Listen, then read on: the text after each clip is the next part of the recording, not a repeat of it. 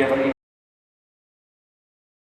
yang kepada Allah SWT, sampai itu dikatakan ketika ada satu saat ada satu orang khusyuk, jadi masuk adalah bagian barisannya kaum muslimin, dia ingin menjadi mata-mata.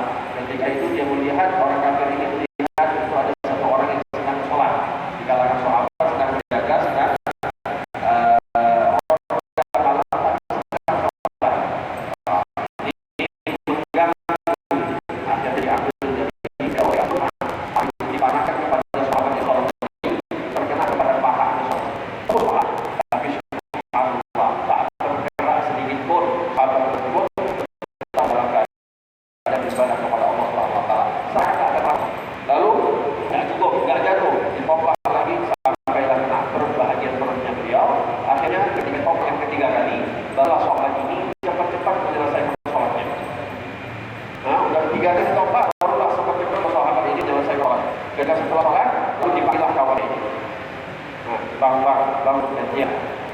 gantian kamu yang sekarang jaga.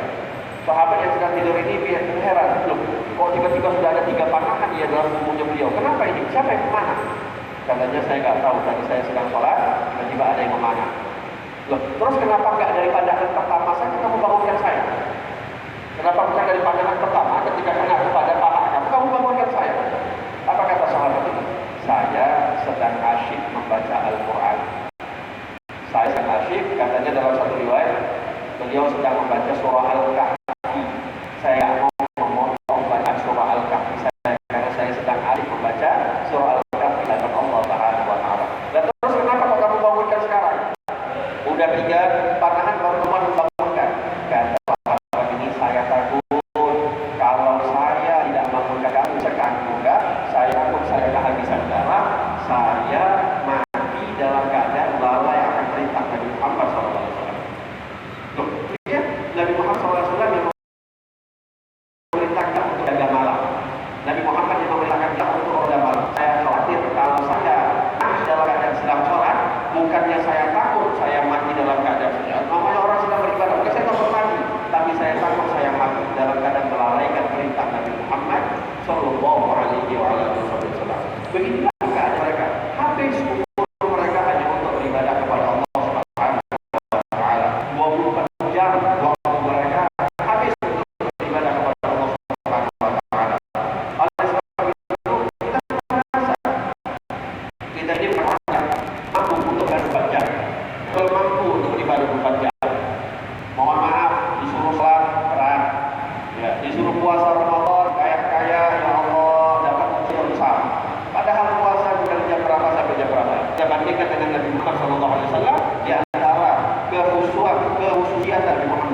Khusus untuk Rasulullah yang itu adalah orang yang senantiasa puasa 24 jam penuh tak berbuka sama sekali. Itu boleh dimiliki oleh Nabi Muhammad, umat Nabi Muhammad, hanya boleh dimiliki oleh Rasulullah Sallallahu Alaihi Wasallam. Kita paling puasa dari jam berapa? Subuh jam 5, kalau disiplin jam setengah 6 sampai jam 7. Hanya beberapa jam kita menahan hawa nafsu, menahan lapar dan haus dahaga.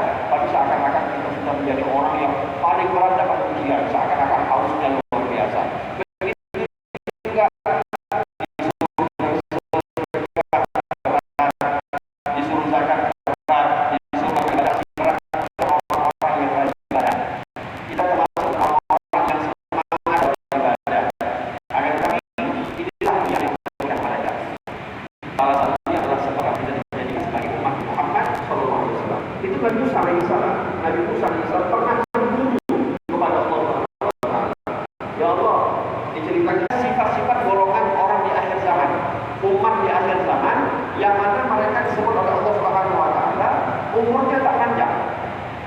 Dibandingkan dengan umur-umur nabi-nabi terdahulu atau umat-umat terdahulu.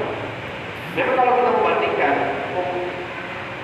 membandingkan dengan umur Nabi Adam alaihissalam, misalnya umur Nabi Adam 1000 tahun, umatnya ada yang 1500 tahun, ada yang 2000 tahun. Begitu juga Nabi Nuh, Nabi Hud, umur mereka 2 tahun. Sementara kita Nabi Muhammad umatnya, kata Nabi SAW, akbar umat itu baina sitin wa sab'in. Umurnya umat itu cuma antara 60 sampai 50 tahun. Sedikit yang melewati daripada umur tersebut. Gak banyak. 60 tahun, 70 tahun bonus kalau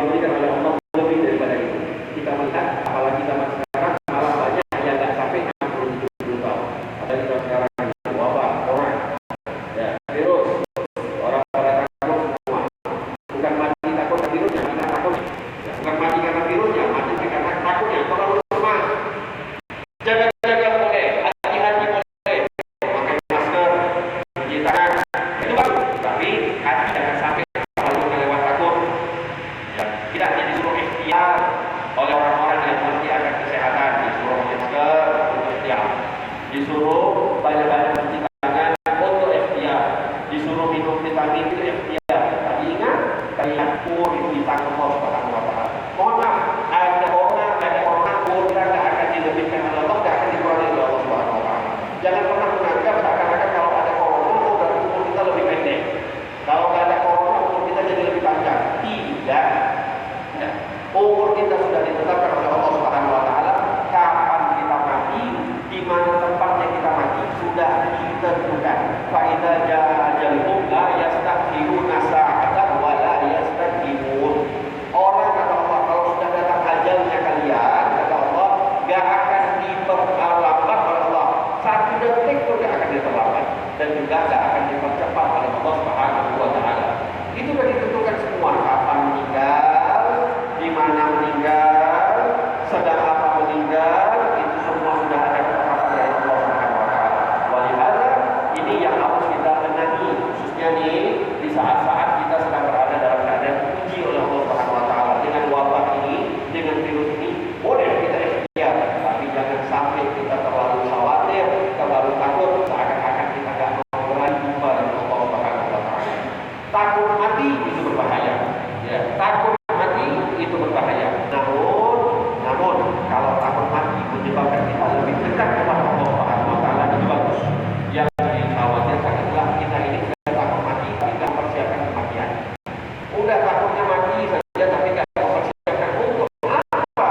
Untuk apa yang akan kita lakukan setelah kita mati? Melihat ini merupakan ikhtiar, ya. Jangan sampai terlalu khawatir. Ingat, takdir kita sudah ditetapkan oleh Allah Subhanahu wa taala. Bahkan sebelum kita keluar daripada perut ibu kita, itu sudah ditetapkan oleh Allah Subhanahu wa taala arba'atul asyar. Ya, sudah ditentukan oleh Allah apa ketetapan. Ya, rezeki sudah ditentukan oleh Allah Subhanahu wa taala. Hari ini dapat uang berapa? Hari ini dapat rezeki berapa? Hari ini tidak dapat rezeki kenapa? Itu semua sudah ditetapkan oleh Allah Subhanahu wa taala. Enggak bisa kita mau protes, ya Allah kenapa hari ini cuma dapat uang 10.000? Ya Allah kenapa hari ini cuma uang dapat 5.000? Itu sudah rezeki yang ditetapkan oleh Allah Subhanahu wa taala. Tapi ingat, kita juga bukan sebagai orang-orang yang berakidah atau berpendapat, oh kalau sudah ditetapkan rezeki oleh Allah berarti kita cuma tidur saja, nanti akan dapat uang dari 10.000. Pasti juga kita kerja capek mati pun dapat uang 5.000, 10.000. Kita adalah orang yang percaya akan takdir, karena salah satu daripada iman, rukun iman yang keenam adalah al-iman, iman kepada qadar, iman yang kelima, iman kepada qadar dan qadar daripada Allah Subhanahu wa taala. Baik ketetapan yang baik, ketetapan yang buruk itu sudah kita imani. Berapapun yang diberikan oleh Allah kita imani. Akan tetapi kita ditetapkan oleh ikhtiar. Kenapa? Karena kita tidak tahu berapa yang ditetapkan oleh Allah. Lain cerita kita ini jadi wali sore. Kita sudah menjadi orang yang kasyaf, bisa melihat bagaimana takdir kita. Oh, hari ini dapat titipan dari Allah 50.000. Ya udah, mau kerja dapat 50.000. Tapi kan tidak ada satupun di antara kita yang terjamin, yang dapat jaminan, yang mendapatkan kepastian. Hari ini kita dapat nominal berapa? Walihada tujuan kita ikhtiar. Termasuk urusan rezeki sudah ditentukan berapa jumlahnya, berapa nominalnya, dari mana dapatnya. Kita hanya disuruh ikhtiar. Termasuk ikhtiar kita adalah mencari apakah dapat nominal tersebut daripada yang halal ataupun dapat yang dari haram. Ini ikhtiar kita. Halal atau haram kita yang memilih. Halal atau haramnya rezeki kita yang memilih. Tapi jumlahnya sudah dipastikan. Allah Subhanahu wa taala memastikan contoh 100.000 hari apa ini hari Sabtu misalnya. 100.000 rezeki kepada bulan di bulan. Maka mau dari cara halal atau dari cara haram kita akan dapat uang 100.000. Itu pasti. Hanya saja kita yang menentukan kita mengambil yang halal apa kita mengambil yang haram. Dulu di zaman Sayyidina Ali bin Abi Thalib pernah ketika beliau sedang masuk waktu sholat, beliau bawa kuda, beliau waktu sholat dia pamit bahwa beliau singgah dalam masjid. Ketika itu ada satu orang yang sedang duduk-duduk di masjid. Ya, sudah selesai sholat dia sedang duduk-duduk di masjid. Lalu kata Sayyidina Ali bin Abi Thalib, beliau turun, beliau meminta tolong kepada kuda ini, ada pelana kuda, pelana kuda itu kata Sayyidina Ali bin Abi Thalib, saya titip sama kamu. Ya, saya titip sama kamu minta tolong. Waktu itu Sayyidina Ali sudah dikenal orang yang dihormat. Ya, oleh karena banyak orang yang mau menolong beliau. Akhirnya dititipkan pelana kuda tersebut. Sayyidina Di sela-sela sholat 2 rakaat beliau melihat keluar, oh masya Allah, orang yang dititipin celana tadi masih ada, ya, masih dia jaga, masih dia pegang orang. Sayyidina Ali timbul dalam hati, nanti saya pengen mau kasih sedikit hadiah untuk dia sudah menjagakan celana saya. Dalam hati beliau katakan, saya kasih uang 2 dirham. Saya kasih uang 2 dirham. Akhirnya beliau lanjut sholat lagi. Beliau lanjut sholat. Subhanallah, setelah selesai sholat, beliau balik keluar, orang itu sudah hilang. Sudah ada. Yang tinggal kudanya saja, pelana itu sudah hilang. Akhirnya Sayyidina Ali bilang sudah cari sana sini nggak dapat. Sayyidina Ali bawa kudanya, pelan-pelan ditenteng kudanya. Dia mengatakan pelana nggak sini bawa. Jadi dibawa, ditenteng. Pergilah dia dalam pasar.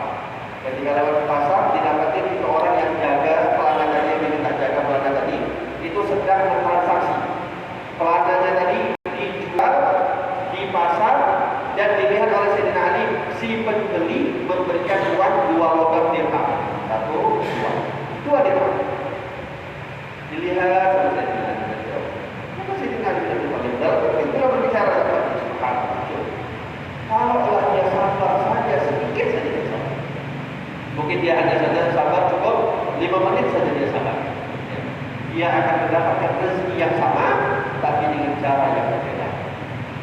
Jadi ada kemudian dia mau dapat uang 2 dirham, tapi dia akan berikan. Kalau diberikan dapat rezeki yang halal, tapi dia agak sabar, akhirnya dia terlalu cepat ingin mendapatkan rezeki dari Allah Subhanahu Wa Taala, tapi dapatnya uang yang sama, namun caranya yang berbeda. Walihada tadi saya katakan, kita sebelum lahir, ya, di saat Allah Subhanahu Wa Taala meniupkan ruh ke dalam perut ibu kita, yang mana kita berada di dalam perut ibu kita ketika kita berada di janin ibu kita, itu dikatakan Allah Subhanahu Wa Taala menetapkan 4 hal. Yang pertama, dikatakan di rezeki sudah ditetapkan oleh Allah Subhanahu Wa Taala. Bukan hari ini saja, sampai mau mati pun sudah ada ditetapkan oleh Allah Subhanahu Wa Taala.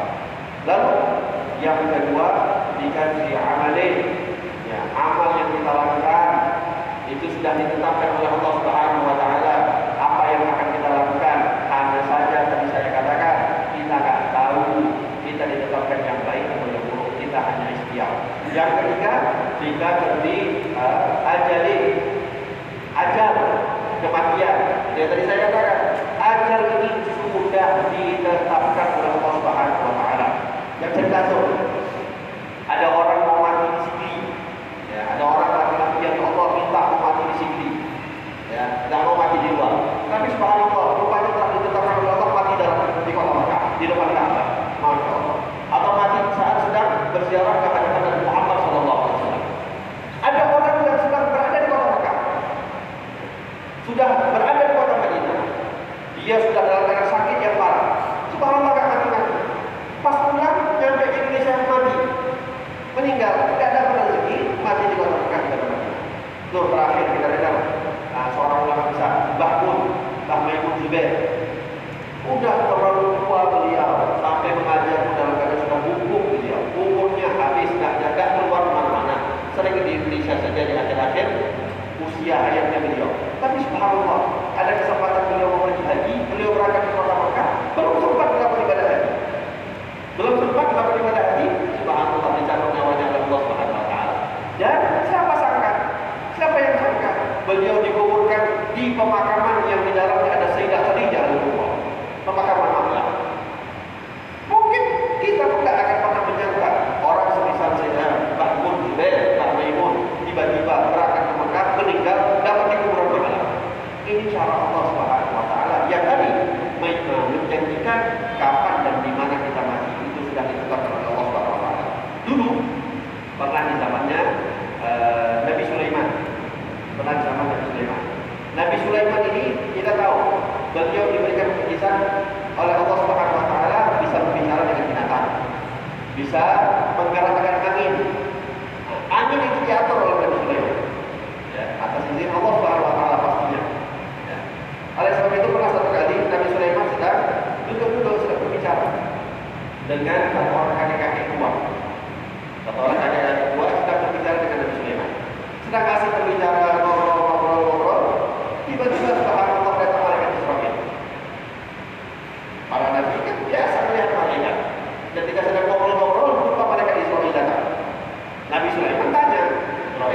datang untuk saya atau untuk dia? Kalau datang untuk saya, kenapa nggak pakai aba-aba? Kenapa datang-datang terus? Kata malaikat Israel, enggak. Saya bukan datang untuk kau, Nabi Sulaiman. Saya datang untuk orang tua itu, kakek-kakek. Nabi Sulaiman bilang, tolong Nabi Sulaiman bilang, itu Nabi Israel, malaikat Israel. Makanya, dia mengucapkan nanti, jangan. Saya belum siap, saya masih mau ibadah, saya belum. Ya, gimana dia sudah datang? Kan tak mungkin dia balik karena dia mau. Dan itu terlalu. Akhirnya kakek dia bilang, Nabi Sulaiman, kalau gitu kan ente bisa mengatur ini angin. Tolong pindahkan saya dari sini. Nabi Sulaiman jadi Syam. Ente mau pindah, ya kan? Kalau gitu diperintahkan angin-angin oleh Nabi Sulaiman, diangkat kakek-kakek ini sampai ke sebagian riwayat mengatakan ke India. Ke negeri India. Subhanallah, sampai di India, tiba-tiba ini malaikat Israel sudah nyampe di luar sebelum kakek dipanggil. Gak pakai ngomong, gak pakai tanya, spread, meninggal. Assalamualaikum. Kita menawanya Allah. Tiba-tiba balik lagi malaikat Israel, balik lagi ke Syam, jumpa lagi Nabi Sulaiman. Nabi Sulaiman bilang, kemana ente? Kok ini pergi gak dia gak pamit, gak sopan? Kata malaikat Israel, Nabi Sulaiman, Astagfirullah, makanya tanya. Kenapa? Ya, gara-gara kamu, alhamdulillah, kakek itu mati sesuai dengan takdir yang ditetapkan oleh Allah. Loh, kenapa? Iya, saya ini heran. Ketika diperintah oleh Allah untuk datang mencabut nyawa si kakek tadi, saya melihat catatan takdirnya, dia mati pada waktu sekian, tapi tempatnya di India, bukan di Syam. Kenapa saya diutus oleh Allah? Kan Syam untuk cabut nyawa dia, sementara dia bukan matinya juga di Syam, dia di India. Tapi berkat engkau yang memindahkan dia ke India, alhamdulillah takdirnya berjalan. Walihada ya ikhwan, hadirin, hadirat dari rahmat Allah, sehebat apapun kita mau mengatur kematian kita, sudah lebih hebat Allah Subhanahu wa taala yang mengatur kita. Pernah kita melihat banyak orang yang koma belasan tahun, ya, sampai sekarang belum meninggal, belum mati. Ada orang baru sakit flu, demam, 1 hari 2 hari tiba-tiba meninggal. Bahkan ada orang yang sedang tidur santai, tiba-tiba bangunnya sudah gak bangun-bangun. Ini merupakan takdir dari Allah Subhanahu wa taala. Tapi kita diberikan ciri-ciri kisi-kisi oleh Allah Subhanahu wa taala dari Nabi Muhammad SAW. Umurnya 60 tahun sedikit yang lewat dari itu. Maka kalau kita sudah lebih dari 60 tahun, siap-siap, ini merupakan bonus dari Allah Subhanahu wa taala. Tadi Nabi Musa lihat ke atas lagi. Nabi Musa lihat Allah, aku lihat ada umat di akhir zaman. Yang mana sifat umat tersebut umurnya mereka enggak panjang. Tetapi keberkahan diberikan oleh Allah Subhanahu wa taala. Allah memberikan keberkahan seakan-akan amalan melebihi amal kami. Melebihi amal kami yang umurnya sampai ratusan ribuan tahun. Faja'al hadzal umat min ummati. Ya Allah, jadikanlah itu umat beliau. Kata Nabi Musa. Apa kata Allah Subhanahu wa taala? Allah menjawab ucapan Nabi Musa, "Hada umat Muhammad." Itu aku berikan untuk umatnya Nabi Muhammad. Umur mereka memang singkat, enggak panjang. Kalau mau dibandingkan dengan umat-umat Nabi terdahulu, tapi lihat keberkahan yang diberikan oleh Allah Subhanahu wa taala. Salah satu hikmah ketika perjalanan di Salat Mi'raj.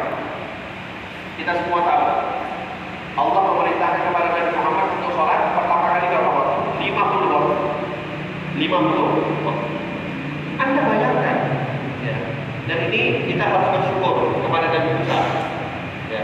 Oleh sebab itu, kita ini perlu juga bersyukur kepada nabi-nabi yang lain, kepada Nabi Musa, kepada Nabi Isa, kepada nabi-nabi yang lain. Karena mereka juga punya jasa kepada kita umat Nabi Muhammad.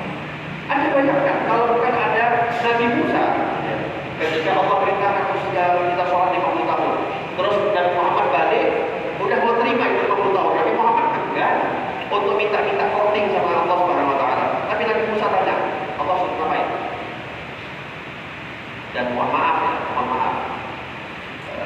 memang Nabi Musa ini kalau kita baca riwayat-riwayat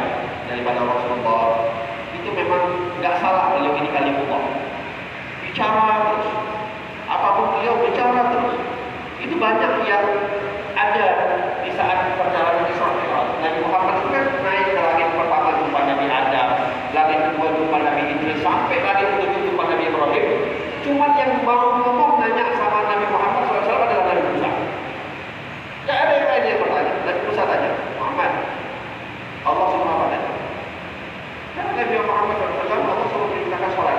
Berapa banyak? 50. Nggak usah minta balik. Balik lagi sama Allah, minta tawar, minta diskon. Umat ditinggalkan waktu.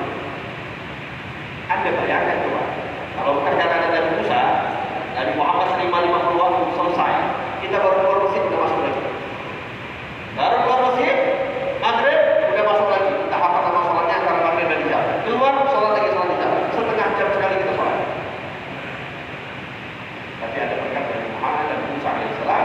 Akhirnya tahulah kita ceritanya tersebut, tawar sampai jadilah di bawah.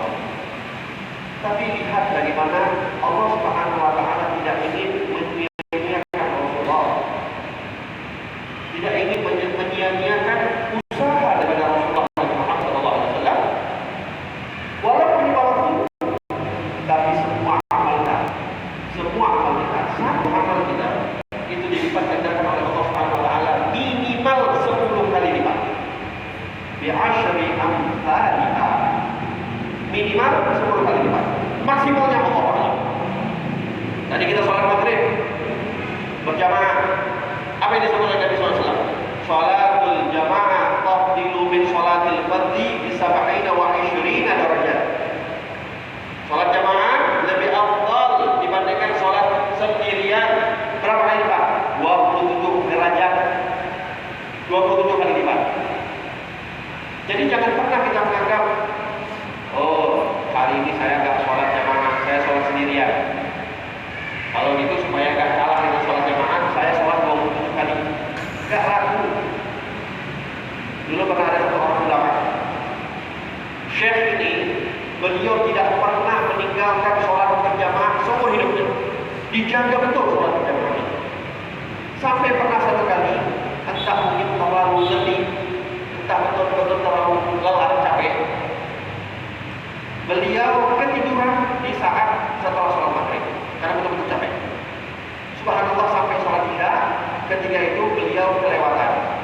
Orang semua udah sholat di masjid, beliau terlambat bangun sholat isya. Ketika udah capek tadi ke masjid, cari orang yang mau sholat, udah nggak ada, semuanya udah pada keluar, sudah pada sibuk masing-masing. Akhirnya beliau berpikir, ya Allah, hari ini aku tinggal sholat berjamaah. Lalu apa yang dia lakukan? Dia pulang ke rumah, dia sholat isya. Dia sholat isya, nggak sekali, 27 kali. Udah selesai 27 kali, aku lebihkan sedikit, 28. Biar lebih daripada orang yang sholat berjamaah. 28 kali dia sholat isya. Selesai, dia sholat, dia tidur. Di dalam tidurnya dia berpikir. Ketika dia berpikir, itu dikatakan dia sedang naik kuda. Lalu jamaah masjid yang biasa sholat berjamaah dengannya di masjid yang biasa dia sholat, itu naik kuda juga. Tapi setiap kali Syekh ini mau mengejar jamaah yang sedang naik kuda tersebut, setiap kali kuda mendekati, dia kalah, ketinggalan. Setiap kali mendekati, dia kalah, ketinggalan. Setiap kali mendekati, dia kalah, ketinggalan. Akhirnya seakan-akan ada seruan datang dari lagi menyatakan, ya Syekh, sehebat apapun engkau berusaha untuk menyamai mereka yang sholat berjamaah, tidak akan engkau bisa samai mereka walaupun satu kali saja mereka sholat berjamaah. Ini kelebihan yang diberikan oleh Allah Subhanahu wa taala. 10 minimal, bahkan 700 kali lipat dilipat gandakan oleh Allah. Bahkan kita berpuasa kemarin, gak disebut oleh Allah Subhanahu wa taala berapa lipat ganda yang akan diberikan oleh Allah kepada orang-orang yang berpuasa. As-sawli wa ana ajzi'u bih. Puasa itu untuk aku dan akulah yang akan membalas jasa pahala orang-orang yang berpuasa. Gak disebut oleh Allah Subhanahu wa taala. Ini merupakan kelebihan yang diberikan oleh Allah.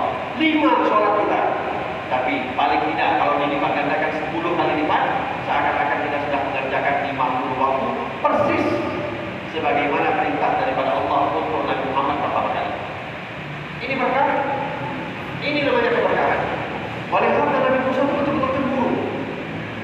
Dilihat lagi sama Nabi Musa, mereka orang-orang akhir zaman hidupnya belakangan, tapi masuk surga paling cepat. Nanti di akhirat dikatakan tidak boleh surga dimasuki oleh umat-umat terdahulu kecuali umat paling bandel daripada Nabi Muhammad sudah masuk surga.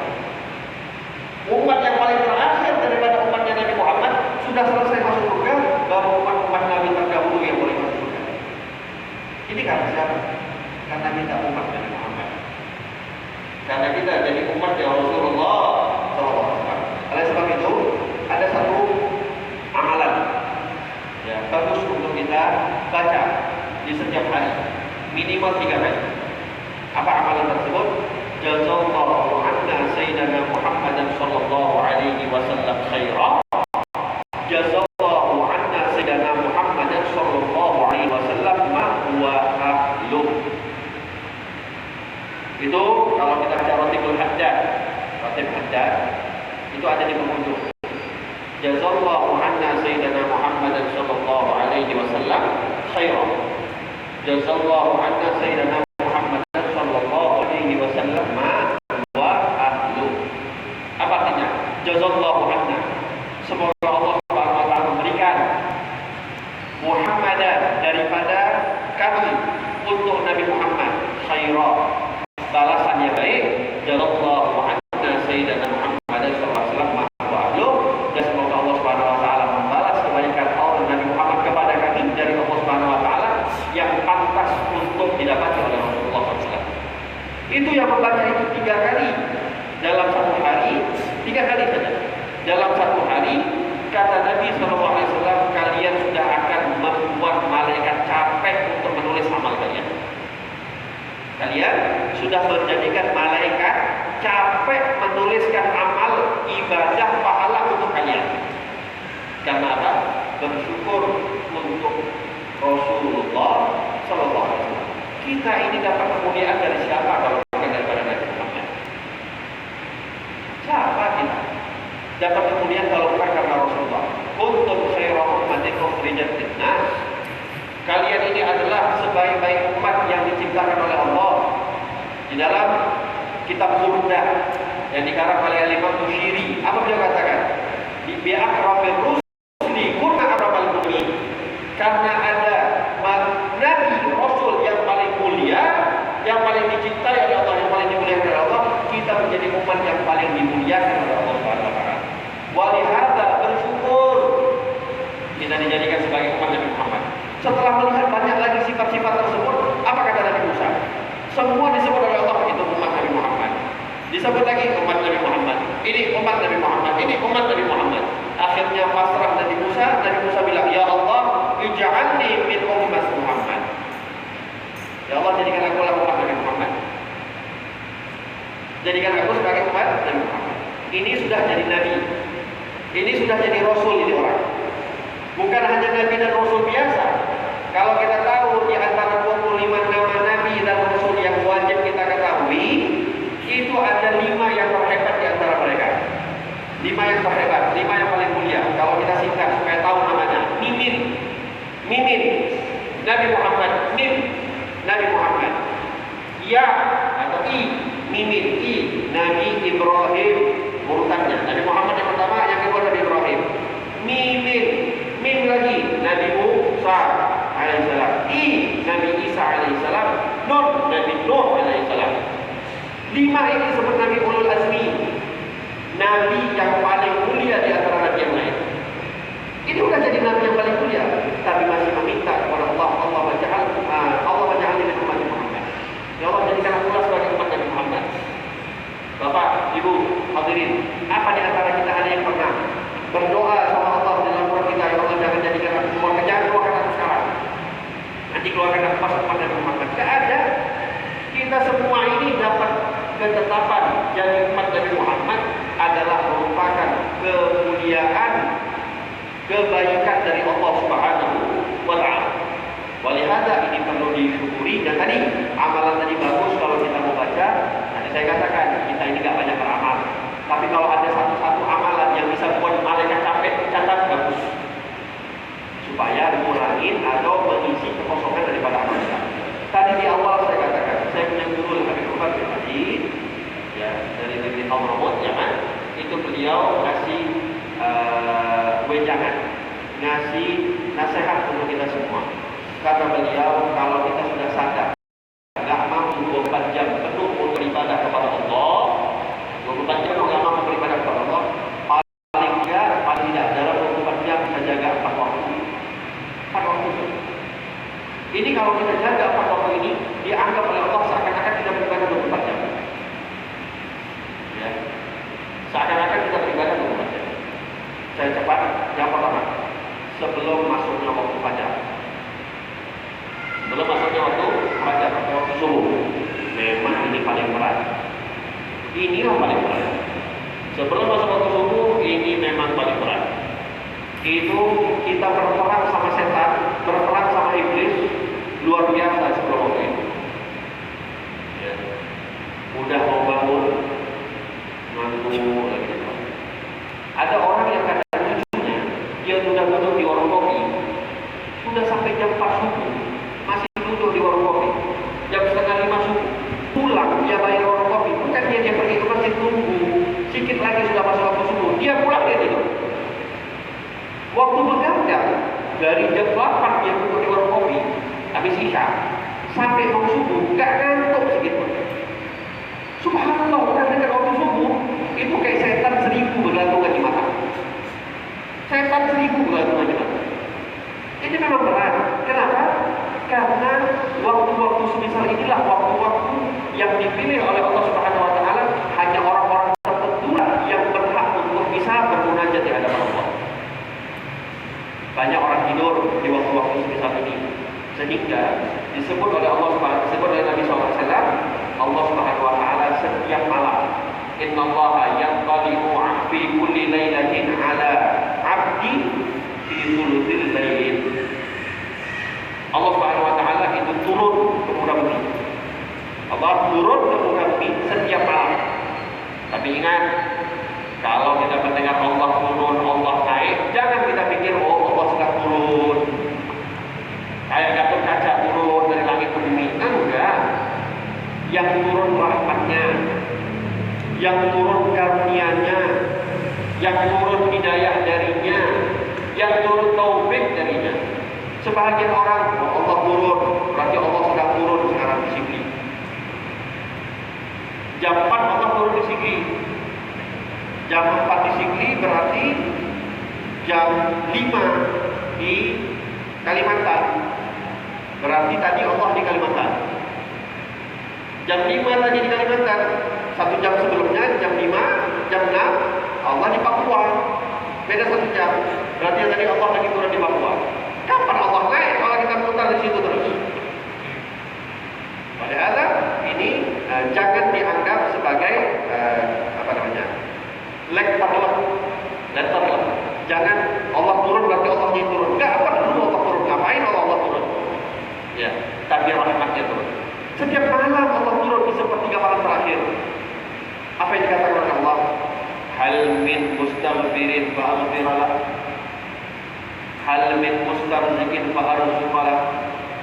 Hal min mustashfi'in fa'u'abi. Mana di antara kalian yang mau minta ampun, aku ampuni. Mana di antara kalian yang mau minta rezeki, aku berikan rezekinya. Mana di antara kalian yang mau minta sehat, aku berikan kesehatan. Lah lucu kita ini, lucu. Ketika sibuk gempar-gempor vaksin sana sini, kita semua berebutan untuk divaksin, mengharapkan untuk bisa sehat. Padahal dibuka awal Allah Subhanahu wa taala yang udah sehat sekarang nih sebelum waktu subuh. Dibuka oleh Allah Subhanahu wa taala. Kita sibuk, ya Allah kenapa aku gak dapat rezeki, ya Allah kenapa aku susah, kenapa aku ini. Padahal ditawarin sama Allah, mana yang meminta rezeki? Sehingga aku berikan yang meminta. Masalahnya kita gak meminta. Kalau dijanjikan, oh maaf, disebut oleh Nabi SAW, rakaat al-fajr khairum minad dunya wa ma fiha. 2 rakaat salat fajar, 2 rakaat sebelum salat subuh, 2 rakaat qabliyah sebelum salat subuh, khairum minad dunya wa ma fiha, lebih afdal daripada dunia seisinya. Itu sudah jelas, hadis sahih Bukhari Muslim. Apa pernah ada di antara kita yang pernah mencoba untuk berusaha setiap hari dapat khairum minad dunya wa ma fiha? Nggak nampak khairum minad dunya wa ma fiha. Tapi coba gubernur atau presiden atau pejabat atau orang kaya,